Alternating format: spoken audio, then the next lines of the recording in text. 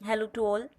So today we'll be starting with a subject called as political science, and the chapter to which we will be talking under this video is the working of Indian Constitution. अब देखो बच्चा लोग, ये जो chapter है ना, this chapter definitely don't provide you a full information about the working of Indian Constitution, but yes, definitely it provides you a glimpse that how our Indian Constitution work. तो अब सबसे पहले बात ये होती है कि कॉन्स्टिट्यूशन होता क्या है, राइट? कॉन्स्टिट्यूशन का मतलब होता है संविधान। अब संविधान क्या है? तो संविधान एक ऐसा डॉक्यूमेंट है जो हमको हमारे कुछ राइट्स के साथ फिमिलियर कराता है हमें कि ये सारी चीज़ें हमारे राइट्स में है। एट द सेम टाइम वो हमारे राइट्स पे, नॉट राइट्स पे, बट वो हमारे फ्रीडम पे कुछ कंट्रोल भी इम्पोज करता है। जैसे कि फॉर एग्जाम्पल, जैसे कि I have the full right कि मैं अपनी जिंदगी जीऊँ, right? But at the same time मुझे ये राइट नहीं है कि मैं अपने बहुत ज़्यादा बेनिफिट के लिए किसी और की लाइफ को हार्म करूं, राइट? तो yes, it has provided me the right कि मैं अपनी लाइफ को बहुत पीसफुली आराम से जीऊं, लेकिन एट द सेम टाइम मुझे मेरा कॉन्स्टिट्यूशन ये हक नहीं देता कि मैं अपने पीस के लिए किसी और की लाइफ को हार्म करूं। तो अभी तक आप लोग को ये समझ में आ गया होगा कि that what our constitution is about. अब हमारा जो कॉन्स्टिट्यूशन था वो वर्किंग में कभी आया था? दैट वाज 26 जनवरी 1950। इसको बनने के लिए 2 साल 11 महीने लगे थे आफ्टर द इंडिपेंडेंस। जब हमारा कॉन्स्टिट्यूशन बना तो हमने, बट ऑब्वियस सी बात है, डेमोक्रेसी को एक्सेप्ट किया था, राइट? अब डेमोक्रेसी के में भी ना बहुत सारे फॉर्म्स होते हैं बच्चा लोग। तो हमने जो फॉर्म को सिलेक्ट किया था that was secular democratic republication. अब देखो, इसका मतलब ये होता है, सेक्युलर डेमोक्रेटिक रिपब्लिकेशन का मतलब ये होता है, ध्यान से सुनो एकदम, कि कभी भी हमारे ग्रोथ फैक्टर में रिलीजन इंटरफेयर नहीं करेगा। अब देखो, हम इंडिया में जब रहते हैं, हम इंडियंस, हमारे इंडिया की पहचान जो है दैट इज़ आर डाइवर्सिटी, बराबर? यहाँ पे अलग अलग धर्म के, अलग अलग जाति के लोग मिलते हैं, राइट? लेकिन जब हम कंट्री के टर्म्स में बात करेंगे, कंट्री के ग्रोथ के टर्म्स में बात करेंगे, तो यस, डेफिनेटली ये रिलीजन हमारे ग्रोथ फैक्टर में कहीं भी रुकावट नहीं बननी चाहिए। और इसीलिए इंडिया ने कौन सी फॉर्म ऑफ डेमोक्रेसी को एक्सेप्ट किया हुआ है? Secular democratic republication.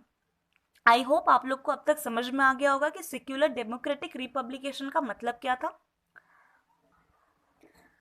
ये चैप्टर में जो टॉपिक्स आप लोगों को दिए गए हुए हैं वो है democracy, amendment for the social justice and judicially system. अब देखो, अमेंडमेंट का मतलब क्या होता है ना बच्चा लोग, कभी भी डेमोक्रेसी में चेंज, राइट?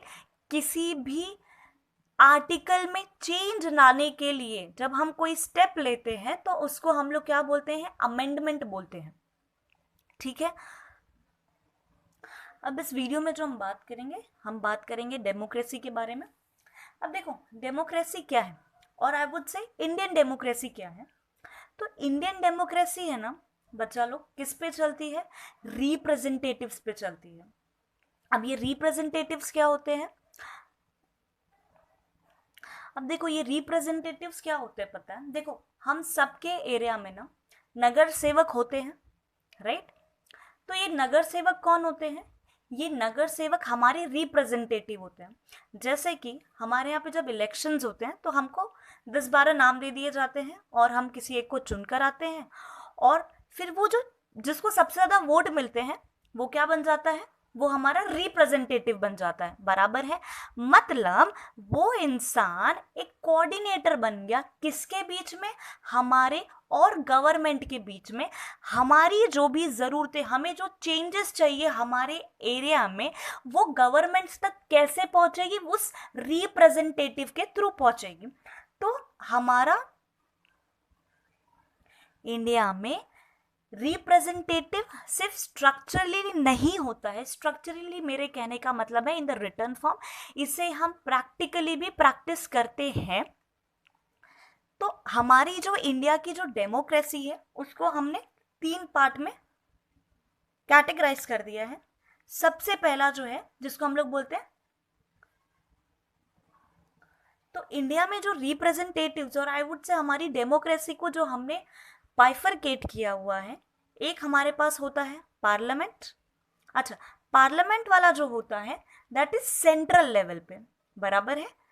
उसके बाद आता है हमारा स्टेट लेजिस्लेटिव, ये हर स्टेट में अलग अलग होता है, जैसे महाराष्ट्र में अलग होगा, उत्तर प्रदेश में अलग होगा। और उसके बाद आता है हमारा लोकल गवर्नमेंट।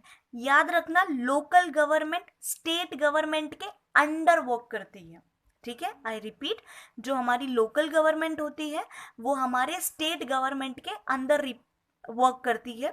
अच्छा, अभी आप लोगों को अगर याद होगा तो मैंने अभी ही जस्ट एग्जाम्पल दिया था हमारे नगर सेवक का, बराबर है। तो ये जो नगर सेवक का मैंने एग्जाम्पल दिया वो कहाँ आते हैं, किसके अंडर आते हैं, हमारे लोकल गवर्नमेंट के अंडर आते हैं, राइट।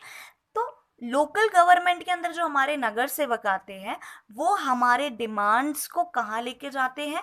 अगर ये स्टेट लेवल पे मैटर होता है तो यस डेफिनेटली बातें कहाँ जाती हैं, स्टेट के पास जाती हैं। बट अगर मैटर सेंट्रल होता है तो स्टेट फिर उसको किधर लेके जाता है, पार्लियामेंट में लेकर जाता है। अब देखो, हम लोग को पता है कि पार्लियामेंट यानी कि हम लोग किसके बारे में बात कर रहे हैं, सेंट्रल गवर्नमेंट के बारे में बात कर रहे हैं। हमेशा याद रखना, सेंट्रल गवर्नमेंट के अंदर स्टेट गवर्नमेंट आता है, स्टेट गवर्नमेंट के अंदर कौन आता है, लोकल गवर्नमेंट आता है। अब हमारा जो पार्लियामेंट है उसको भी फर्दर कितने पार्ट में क्लासिफाई कर दिया है, 2 पार्ट में, that is Lok Sabha and Rajya Sabha. Lok Sabha और राज्यसभा में कौन होते हैं, रिप्रेजेंटेटिव ही होते हैं, और ये रिप्रेजेंटेटिव मिलके हमारा क्या बनाते हैं, पार्लियामेंट बनाते हैं। सेम चीजें कहाँ होती है, स्टेट लेजिस्लेटिव में होती है, जहां पर विधान परिषद एंड विधानसभा होते हैं। ये लोग भी, ये दोनों चीजें भी कैसे बनी होती हैं, रिप्रेजेंटेटिव से बनी होती हैं, और ये रिप्रेजेंटेटिव क्या बनाते हैं, हमारे स्टेट लेजिस्लेचर। ओके, उसके बाद आते हैं हमारे लोकल गवर्नमेंट। लोकल गवर्नमेंट को हमने 2 पार्ट में क्लासिफाई कर दिया हुआ है, एक होते हैं हमारे रूरल, दूसरे होते हैं हमारे अर्बन।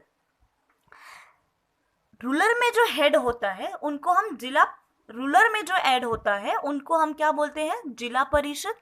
वेरएज अर्बन में जो एक एरिया का हेड होता है उसको हम क्या बोलते हैं, municipal corporation.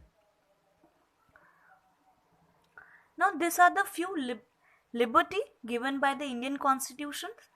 Students, there are n number of freedom granted to us by our Indian Constitution, but we'll be discussing about few. अब देखो, सबसे foremost important freedom जो हमको हमारे कॉन्स्टिट्यूशन ने गिफ्ट किया है हमें, that is the right to vote. Right to vote ये हमें इसीलिए दिया गया है कि हम अपने मर्जी से हमारे रिप्रेजेंटेटिव का चुनाव कर सके, जो हमारे बिहाफ में पार्लियामेंट में और I would say state legislative में हमारे पॉइंट को रख सके कि हम क्या चाहते हैं, क्या चेंजेस है, क्या डिमांड है हमारी इस गवर्नमेंट से। ये सारी बातें हमारी गवर्नमेंट तक कौन पहुंचाएगा, हमारे रिप्रेजेंटेटिव। तो यस, रिप्रेजेंटेटिव्स को चुनना एक बहुत ही इंपॉर्टेंट एंड क्रूशियल डिसीजन होता है, जिसके वजह से हमको ये हक दिया गया है कि लोग अपने रिप्रेजेंटेटिव को खुद चुने, and that is why it is called as right to vote. अब इंडिया में ऐसा था ना पहले कि हमें जो वोटिंग राइट्स दिए गए थे वो सिर्फ और सिर्फ अडल्ट्स को थे। अडल्ट्स यानी कि मेरा कहने का मतलब है वो इंसान वोट किया करते थे जो कि 21 ईयर्स के हैं, राइट। बट कंडीशन को देखते हुए, राइट, चीजों को समझते हुए गवर्नमेंट ने इसमें थोड़ी सी फ्लेक्सिबिलिटी मेंटेन की, एंड अब जो हमें वोटिंग एज दी जाती है, जो जिसपे हम अपने रिप्रेजेंटेटिव को चुन सकते हैं, हम अपना वोट देते हैं, that is the age of 18। हम 18 साल की उम्र में वोट दे सकते हैं। अच्छा, अब हमेशा ये बात अपने दिमाग में बैठा के रखना कि India is the first country जिसने इंडिपेंडेंस मिलने के बाद ही वुमेन्स को भी वोटिंग राइट्स तुरंत ही ग्रांट कर दिया था, राइट। नाउ स्टूडेंट्स, हम जिस पे बात करेंगे वो है डिसेंट्रलाइजेशन ऑफ द डेमोक्रेसी। अब देखो, हम सबको पता है कि जो power, the foremost important power जो होती है वो किसके पास होती है? सेंट्रल गवर्नमेंट के पास, यानी कि हमारे पार्लियामेंट के पास होती है। अब देखो कैसा है ना कि कभी कभी कैसा होता है ना कि ज्यादा पावर मिलने से भी लोग उसे मिसयूज करने लगते हैं, करेक्ट है। और वो मिसयूज को रोकने के लिए हमारे कॉन्स्टिट्यूशन ने डिसेंट्रलाइजेशन ऑफ डेमोक्रेसी का रास्ता चुना, यानी कि सेंट्रल के पास पावर रहेगा लेकिन सभी पावर सेंट्रल के पास रहेगा ऐसा नहीं है, राइट। उन्होंने इसीलिए पावर्स को डिवाइड कर दिया। पावर्स को डिवाइड कैसे किया? पावर्स को डिवाइड किसके साथ किया? पहला तो स्टेट गवर्नमेंट के साथ, दूसरा लोकल गवर्नमेंट के साथ, राइट। अभी जैसे फॉर एग्जांपल, जब भी मैं एजुकेशन टर्म में महाराष्ट्र बोर्ड के पॉइंट ऑफ व्यू से बात करती हूँ, एजुकेशन पॉइंट ऑफ व्यू से whenever I talk about Maharashtra board के एजुकेशन पॉइंट ऑफ व्यू से कभी भी सेंट्रल गवर्नमेंट इस पे इंटरफेयर नहीं कर सकता है, right. Whereas if I talk about NCERT, जब मैं NCERT के पॉइंट ऑफ व्यू से बात करती हूँ तो इस पे किसका कंट्रोल होता है? इस पे सेंट्रल का कंट्रोल होता है। लेकिन जब मैं एजुकेशन पॉइंट ऑफ व्यू से महाराष्ट्र के एजुकेशन सिस्टम की बात करती हूँ तो यस, डेफिनेटली इस पे कभी भी सेंट्रल गवर्नमेंट क्वेश्चन नहीं कर सकती। क्यों? क्योंकि ये पावर हमने किसको दी हुई है? स्टेट गवर्नमेंट को। ऐसे n नंबर ऑफ पावर है जो सेंट्रल गवर्नमेंट ने स्टेट गवर्नमेंट को प्रोवाइड की है। अब देखो कैसा है ना कि सिंस एक स्टेट भी काफी बड़ा होता है, बराबर है। अब एक पूरे स्टेट को मैनेज करने के लिए कुछ सिलेक्टेड पीपल काम करेंगे तो चीजें कभी पॉसिबल होंगी, कभी पॉसिबल नहीं होंगी। और इसी को अवॉइड करने के लिए स्टेट गवर्नमेंट ने किस पे रिलाई करना शुरू किया है? लोकल गवर्नमेंट के ऊपर, राइट। इसीलिए अगर आप देखोगे तो गांव गांव में ग्राम पंचायत और शहर शहर में म्युनिसिपल कॉरपोरेशन हाउस आपको, या म्युनिसिपल नगर पालिका जिसे हम बोलते हैं, वो आपको मिलेगा ही मिलेगा। ये इसीलिए किया गया है जाकि जो हम कॉमन पीपल हैं उनको कोई प्रॉब्लम फेस नहीं करना पड़े, छोटी छोटी इश्यूज के लिए सेंट्रल गवर्नमेंट के पास नहीं जाना पड़े। ये छोटे छोटे प्रॉब्लम्स हम किनके साथ डील कर सकते हैं? लोकल गवर्नमेंट के साथ डील कर सकते हैं। And that is the reason हमारे यहाँ पे डिसेंट्रलाइजेशन ऑफ डेमोक्रेसी किया गया है। अच्छा, अब स्टार्टिंग में जब हमारा कॉन्स्टिट्यूशन लिखा गया था ना बच्चा लोग, तो उस टाइम पे ऐसा कुछ भी नहीं था, डिसेंट्रलाइजेशन ऑफ डेमोक्रेसी ऐसा कुछ भी आइडिया नहीं था। जब लोगों को ऐसा लगा कि ये समटाइम सेंट्रल मिसयूजेस देयर पावर, तो पार्लियामेंट में लोगों ने ना चेंज का डिमांड किया, अमेंडमेंट का डिमांड किया, और मेजॉरिटी ऑफ पीपल ने इसको एक्सेप्ट भी किया। And that is the reason यहाँ पे आर्टिकल 73 एंड 74 में यस हमारे कॉन्स्टिट्यूशन में अमेंडमेंट आया। अब आर्टिकल 73 और 74 ये रिप्रेजेंट करता है कि यस, आप हमारे अगर कॉन्स्टिट्यूशन को देखोगे तो 73 और 74 में आपको डिसेंट्रलाइजेशन ऑफ डेमोक्रेसी दिखेगा, राइट। ऐसा ही एक और राइट हमारे कॉन्स्टिट्यूशन ने जो हमको ग्रांट किया है, that is right to information, जिसको हम शॉर्ट फॉर्म में RTI बोलते हैं। ये कब मिला था हमें? 2005 में। अब देखो ये राइट है ना, हम कॉमन सिटीजन्स को राइट देता है, एम्पावर करता है कि हम गवर्नमेंट से किसी भी चीज में क्वेश्चन कर सके, राइट। और ये राइट जब हमें दिया गया तो यस, ये एक बहुत ही क्रूशियल राइट में से एक समझा गया था, क्योंकि ये राइट हमको पावर देता है कि आप कभी भी गवर्नमेंट से क्वेश्चन पूछ सकते हो। अगर आप इसका रीसेंट एग्जाम्पल जानना चाहते हो तो जब अभी कोविड के टाइम पे जब हम पीएम फंड में पैसे जमा कर रहे थे, राइट, तो राहुल गांधी ने क्वेश्चन निकाला था कि हमें लिस्ट चाहिए, राइट। तो ये किसके अंदर आता है? ये आता है हमारे राइट टू इंफॉर्मेशन के, कि ये हमारा हक है कि हमारी सरकार क्या काम कर रही है। अच्छा, अब एट द सेम टाइम ये जो राइट है ये क्या करती है, अब हमें देखो, अगर सरकार क्या काम कर रही है अगर ये हमको पता चलता है, राइट, तो ये एक ट्रस्ट डेवलपमेंट का काम करेगा, राइट, या तो फिर ये पता लगा लेगा कि गवर्नमेंट सही से काम नहीं कर रही है। तो yes, it has provided the transparency between the people and the government.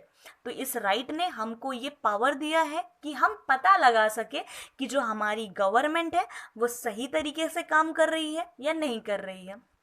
So I hope you people are clear with few of the topics of the working of the Indian Constitution. Thank you.